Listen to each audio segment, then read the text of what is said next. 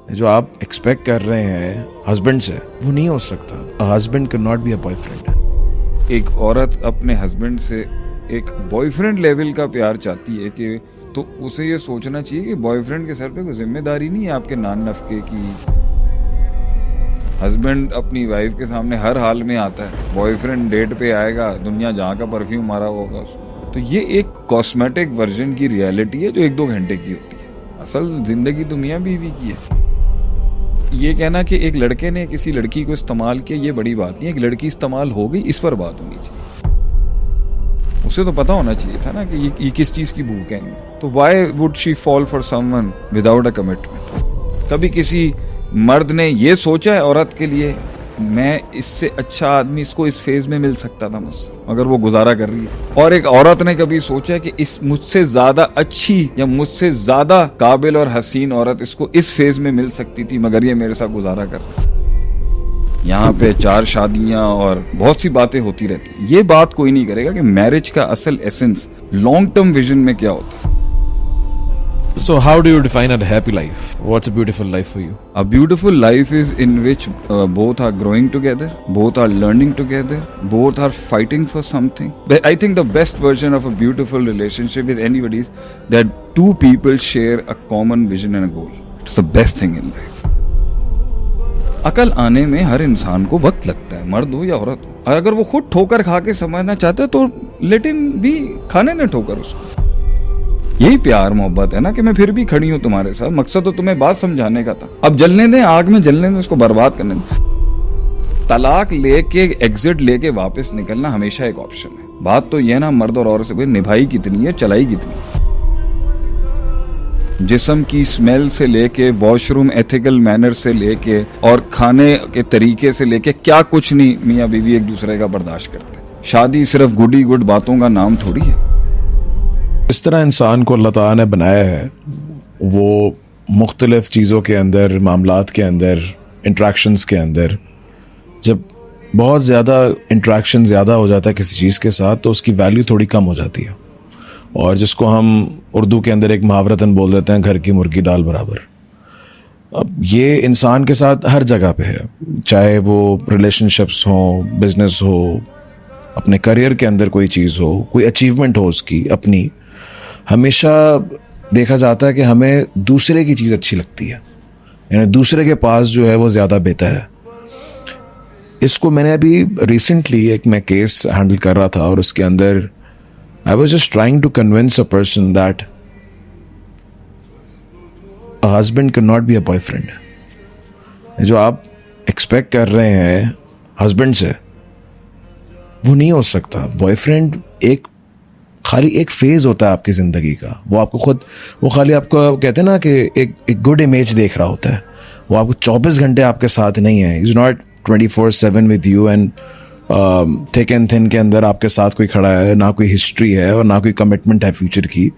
लेकिन वो लोग रिलेशनशिप्स के अंदर इतने वो फंसे हुए हैं कि उनको पास्ट जो रिलेशनशिप्स हैं अपने, जो कि इलीगल थे, जो कि इस्लामिकली शरीय लिहाज से ठीक नहीं थे, लेकिन आफ्टर उनकी शादियां वगैरह हो गई और उसके बाद भी देर स्टिल कंपेयरिंग कि मेरा हस्बैंड मुझसे वैसी मोहब्बत नहीं करता जिस तरह वो करता था। इसको आप किस तरह डील करेंगे? ये तो जवाब तुमने खुद ही दे दिया ना उसको कि एक 24 घंटे की कमिटमेंट और एक 1 घंटे की कमिटमेंट में फर्क है। एंड उस वक़्त अगर वो टोल बढ़ाता जो वो नहीं डाल रहा था आप पर, तो वो भी ये इंसान उस वक़्त उसके first of all boyfriend girlfriend relationship की कमिटमेंट पे हमारे बड़े सवाल हैं। सही है, ठीक है जी। और शादी की कमिटमेंट एक अलग लेवल की कमिटमेंट है और रिलेशनशिप और बॉयफ्रेंड गर्लफ्रेंड रिलेशनशिप जो एक अलग कमिटमेंट का नाम है। इधर जो है वो जब हम साथ नहीं भी हैं तो भी हस्बैंड खादिम है अपने घर का, कव्वाम है। मतलब वो रिस्पॉन्सिबिलिटी उसकी तब भी है, जब वो घर पे है तब भी है, तो वो एक स्पेसिफिक मूड के अंदर की कमिटमेंट नहीं है, वो एक ओवरऑल टोटलिटियन की कमिटमेंट है। शहर से दूर होगा, घर से दूर होगा, बीवी बच्चों के लिए कमा रहा होगा, मीटिंग्स कर रहा होगा, अपने पैशन को परसू कर रहा होगा, वो टोल है उसके ऊपर हमेशा, कि मैंने जिम्मेदारी का टोल है, एक कमिटमेंट का टोल है कि मैंने देखना है, मैंने ख्याल करना है, जिसकी वजह से उसकी परफॉर्मेंस के अंदर, उसकी पैम्परिंग के अंदर जिस तरह वो ख्याल रखता है उसमें कमी आ जाती है कभी कभी ह्यूमनली, बनिस्बत एक बॉयफ्रेंड के जो अपने स्पेसिफिक मकासद के तहत आपसे जुड़ा हुआ है। जी। उसका एक मकसद है, वो मकसद आप फुलफिल कर रहे हो। एक लड़की का साथ में होना माशरे में कूल समझा जाता है, तो वो वहां से फुलफिलमेंट ले रहा है बस आपसे। एक फेमिनिन प्रेजेंस उसको चाहिए दिन में 1-2 घंटे के लिए, वो वहां से फुलफिल कर रहा है। उसकी और जिस्मानी ज़रूरियात हैं, उसका लस्ट है, वो वहां से फुलफिल कर रहा है, आप बस इतनी देर की उसकी कमिटमेंट हो, तो वो इतनी ही अपने दिल में आपको भी कमिटमेंट इतनी ही दे रहा है सिर्फ कि मैंने अपना 1 घंटे का काम निकालना है, रिलैक्स करना है अपने आप को, चाहे बातों से या किसी और हराम हरकत से, एंड दैट्स इट। उसके बाद जो मेरा 23 घंटे का टोल है ना, उसमें आप ना 23 घंटे आप उसके सर पे सवार हो और ना ही 23 घंटे पे वो आपको रखता भी है किसी मसले के अंदर, ठीक है। ज्यादा संगीन इश्क आशिकी होगी, वो तो होता है ना कि जब तक अचीव नहीं होती एक चीज तब तक तो वो चाम वो बहुत भी ज्यादा ही हम रहता चाम पे बाद में आएंगे, पहले मैं साइकोलॉजी पे आ जाऊँ ना, कि एक टोल की साइकोलॉजी बड़ी। यहां पर वो बीवी के साथ नहीं भी है ना, तो भी उसके साथ उसकी बीवी होगी। उसने गैर औरतों से बचा के चलना है अपने आप को। वो चलते फिरते हर जगह मुंह नहीं मार सकता, वो हर औरत को करीब नहीं कर सकता। उसने रोज रात को या महीने की शुरुआत में उसके हाथ में खर्चा रखना है जिससे उसने घर चलाना है, उसने उसकी ज़रूरियात पूरी करनी है, उसमें उसकी वो बात बर्दाश्त करनी है जो उसके ऊपर कोई जिम्मेदारी नहीं है कि वो ये वाली फजूल और बकवास किसी की बर्दाश्त करे, मगर वो करेगा। और वो अपनी जिम्मेदारी से हट के भी जो है बहुत कुछ उठा लेगा टोल उसका। This is how a Muslim man is condition to do, कि वो उठाएगा, वो फजूल भी उठाएगा, वो जायज़ भी उठाएगा, वो नाजायज़ नकरा भी उठाएगा। वो क्यों उठाएगा ये सोचो। पहली तो बात यहां पर ये, तो अगर एक हस्बैंड की कंट्रीब्यूशन को एक बॉयफ्रेंड की कंट्रीब्यूशन से मिलाया जा रहा है, तो ये एक संगीन बेवकूफ़ी है और बहुत ही गैर मुनासिब मुआजना है। It has got no grounds, ठीक है जी। अब आते हैं उस मॉडल के अंदर जहां पे दोनों एक दूसरे आगे खुलते कितना है। हस्बैंड और वाइफ की रिलेशनशिप के अंदर कोई मतलब नो होल्ड्स बार होता है, आप खुल के बात करते हैं और खुल के सुनाते भी हैं और सुनते भी हैं, कोई फेक नहीं होगा कुछ भी। मियाँ बीवी है ना, वो तुम्हारा लिबास है आपसे और हम उनके लिबास हैं, सिंपल। ये तो एक पूरी वो वाली पिक्चर दिखाई जाती है जो दिन में सबसे ज्यादा मसनूई होती होगी। आप अपनी गर्लफ्रेंड को अपना असली चेहरा दिखाएंगे क्या?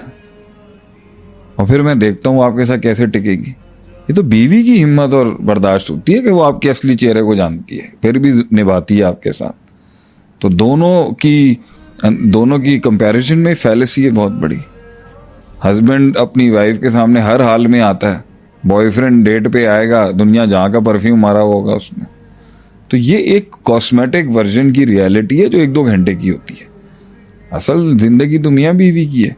तो अगर एक खातून एक औरत अपने हस्बैंड से एक बॉयफ्रेंड लेवल का प्यार चाहती है कि, तो उसे ये सोचना चाहिए कि बॉयफ्रेंड के सर पे कोई जिम्मेदारी नहीं है आपके नान नफके की, आपको पालने की, आपकी सिक्योरिटी। कुछ अर्से तक तो कर रहा होता है वो इजाफी तौर पे। वो मफादात है ना वहाँ पर, मकासद गलत होते हैं। अभी मेरे सामने एक जर्मनी का केस आया, तो ये आसरे और लारे लपे दे के लड़के लड़कियों के साथ को किस तरह इस्तेमाल करते हैं, ये तो माशरे में आज कोई नई बात थोड़ी है।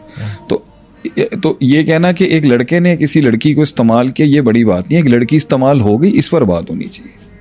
उसे तो पता होना चाहिए था ना कि ये किस चीज़ की भूख है इनमें। तो वो वल्नरेबल होगी तो ये तो आएंगे खाने के लिए, इनका तो काम ही यही है। अपनी जगह मुजरिम है, लेकिन वो तो जुर्म है ही है ना उसका, वो तो करेगा, वो तो आप छोड़ देना उसको, तो उसको बाय नेचर ही ऐसा बनाया हुआ है। तो इसका काम था ना बचा के रखना अपने आप को, ये शिकार ना हो जाए किसी का। तो why would she fall for someone without a commitment? Why would you want to have any? और फिर दूसरी बात तो ये मेरे ख्याल से इट्स इनफ यहाँ तक के लिए कि दोनों मॉडल्स की इंटेंसिटी और उसकी शिद्दत और उसके लवाजमात का बहुत फ़र्क है। असल में जहाँ मवाजना ये शुरू हो रहा है ना, वो एक्चुअली उस चार्म के अंदर है कि गिफ्ट शेयरिंग नहीं हो रही हस्बैंड वाइफ के अंदर उतनी जितना बॉयफ्रेंड गर्लफ्रेंड के अंदर होती भाई थी। कहने का मेरा मतलब एप्रिसिएशन नहीं हो रही होना चाहिए। इसके लिए वेस्ट ने बड़े बड़े वैलेंटाइन डे जैसे डे बना के मैं इस बात पे मानता हूँ होना चाहिए। सबसे बड़ी बात जो चीज़ होनी चाहिए ना वो ये है कि दो इंसानों ने आपस में रहना है ना, तो ये गिफ्ट शेयरिंग और ये वाली अपनी जगह होती। बॉन्ड, मेरा जो पेच है वो बॉन्ड है या नहीं, जो मैंने हमेशा हर मैरिज को मसले को आज तक सॉल्व किया, तुम लोगों को सारों को देखा है यहाँ पर, क्या मियाँ बीवी आपस में दो जिस्म एक रूह बन चुके हैं या नहीं, ये होती है बात। बल्कि मैं तो एक ऐसी बात करूँगा कि इस पे बहुत से लोग कहेंगे कि आप जैसे आदमी से हमें ये उम्मीद नहीं थी कि आप इस तरह की बात। मैं तो ये लगता है कि कुछ शादियों में मैंने ऐसा देखा है कि जो लड़का जो हस्बैंड कलर पहनेगा ना, इत्तफाकन वाइफ भी उसी दिन वही कलर पहन लेगी। अब इसका कोई अकीदे से या कोई जिंक्स और सुपरनैचुरल सुपरस्टिशन से ताल्लुक नहीं है, लेकिन अल्लाह इतनी उनका जोड़ पक्का कर देता है कि वो जो कलर का कपड़ा पहनते हैं ना वो अपने लिए सेलेक्ट करेगा, वो अपने वार्डरोब से करेगा। दोनों आगे जब तैयार हो रहे होंगे ना किसी दावत में जाए, दोनों का कलर ही एक जैसा हो जाता है। हमेशा ये हो जाता है लोगों के साथ विद सम पीपल। मसला ये था कि दो जिस्म अपनी इंडिविजुअलिटीज़ को छोड़ के दोनों एक हो जाते हैं। ये बॉन्ड स्पिरिचुअली कि वो उसके बगैर जिंदा नहीं रह सकता, वो उसके बगैर नहीं रह सकता। ये है असल एहसास जिसके तहत एक इंसान जिंदगी गुजारता है। जिंदगी इस चीज़ पर नहीं गुजारी जाती इसने मुझे तोहफे कितने दिए हैं, इसने मुझे गिफ्ट कितना दिए। मैं ये होना चाहिए। It is one of the articles of a good relationship, but the whole relationship is standing on spiritual bond. कि अभी मेरी जो है ना वो सर्जरी हुई है और मैं रिकवरी रूम में जब था तो वहाँ पता चलता ना कि किसकी याद आई है कि इंसान को सबसे पहले, और वो किस हालत में आपके लिए खड़ी हुई है। मतलब ये देखने वाली चीज़ें होती है ना भाई कि हल्की सी तकलीफ के ऊपर उसका क्या रद्द अमल है अपनी बीवी की, और हल्के सी परेशानी में बीवी का क्या रद्द अमल है।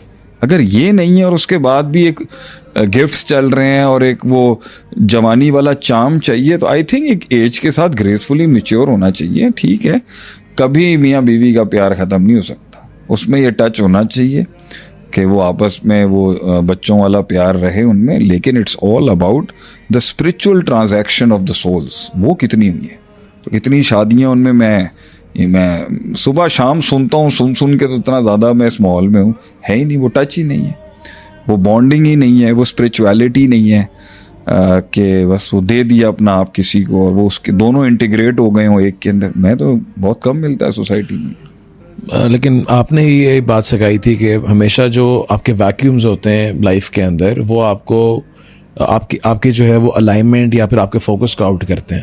यानी for example if I am not getting that appreciation in my marriage, और वो मुझे जुमले अगर मुझे नहीं मिल रहे और मुझे वो अप्रिसिएशन नहीं मिल रही, तो मैं बाहर तलाश करूँगा। And the moment I will get it in the external environment, मैं वहाँ पर अट्रैक्ट होऊंगा। तो ये इसको किस तरह डील करें कि उसको आदत है कि इलेजिटिमेट रिलेशनशिप्स की, कि वहाँ पर चार्म भी था, वहाँ पर अप्रिसिएशन भी बहुत ज़्यादा थी, वहाँ पर ऑल लवी डवी माहौल था, और जो है वो ख्वाब दिखाए जाते थे और देखे जाते थे। और एक आपको पता है पाकिस्तान इंडिया के अंदर एक शादी जो है वो डिफरेंट फेजेस से गुजरती है।